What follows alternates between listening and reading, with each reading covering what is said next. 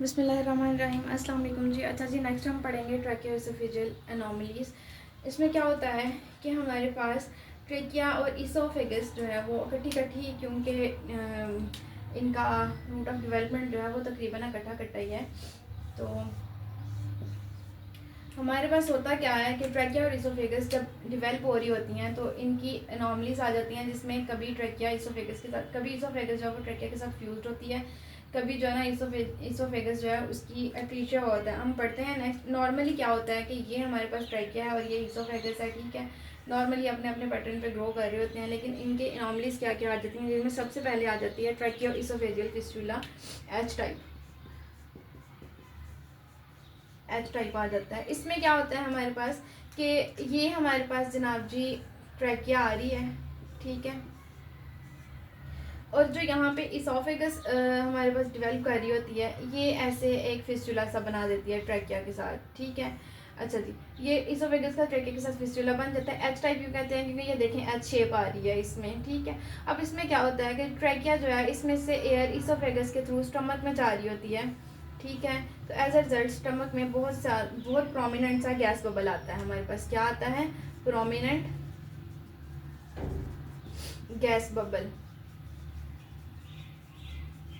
ठीक है जी। अच्छा, ये एच टाइप हो गया। नेक्स्ट हमारे पास आ जाता है एक और, जिसमें क्या होता है कि इसोफेजियल एट्रीशिया हुआ होता है, इसोफेजियल एट्रीशिया, ठीक है जी।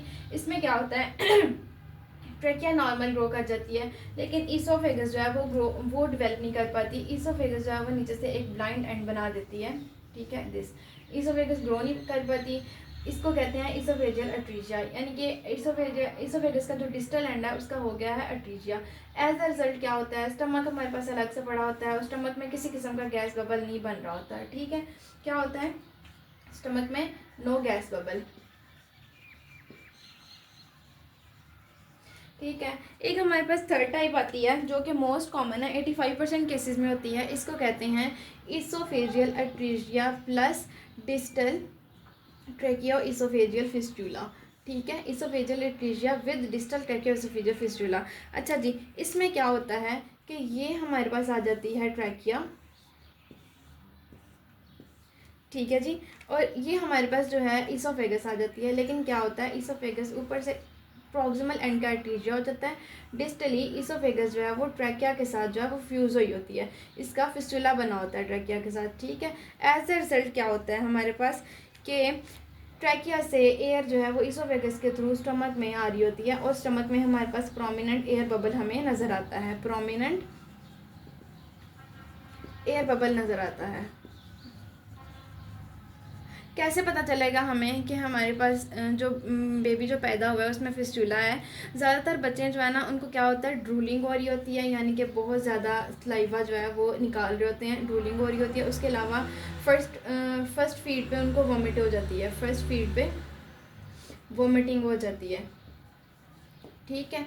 अच्छा, उसके अलावा क्या होता है, ऐसे बच्चों में हमारे पास साइनोसिस भी डेवलप कर सकती है। कैसे साइनोसिस डेवलप कर सकती है, क्योंकि बच्चा जब खाता है या उसको खिलाया जाता है जब, ठीक है, तो उसकी जो फूड है वो इसोफेगस में तो जाती है, लेकिन वो वापस आ जाती है ना, ठीक है, आगे नहीं जा पाती है एट्रीशिया की वजह से।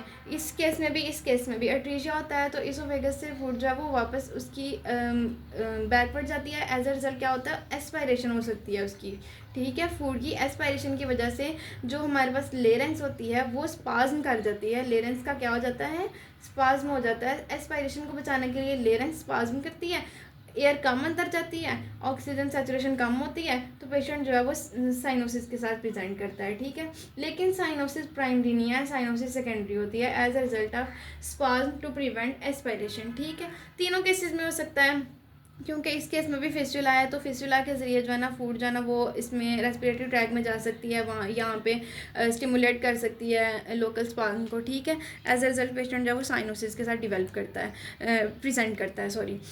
तो इस केस में हम क्या करते हैं, पेशेंट को अगर एनजी पास करें तो उस पेशेंट को एनजी पास नहीं हो रही होती, एनजी ट्यूब जो है वो पास नहीं हो रही होती। किस केस में, एक इस केस में, इधर भी क्योंकि इसोफेगस का एट्रीशिया हुआ है। कौन सा केस है, oesophageal atresia with distal tracheooesophageal fistula, ठीक है। और उधर भी जब इसोफेगस का एट्रीजिया हुआ होता है तो इस केस में एनजी पास नहीं हो रही होती, ठीक है। मोस्ट कॉमन केस है ये oesophageal atresia with distal tracheooesophageal fistula. 85% patients में जो है ना ये प्रेजेंट होता है, ठीक है। ये था हमारे पास ट्रैकियोएसोफेजियल एनोमलीज। अभी तक आपको कोई मसला हो, you can ask me. Thank you.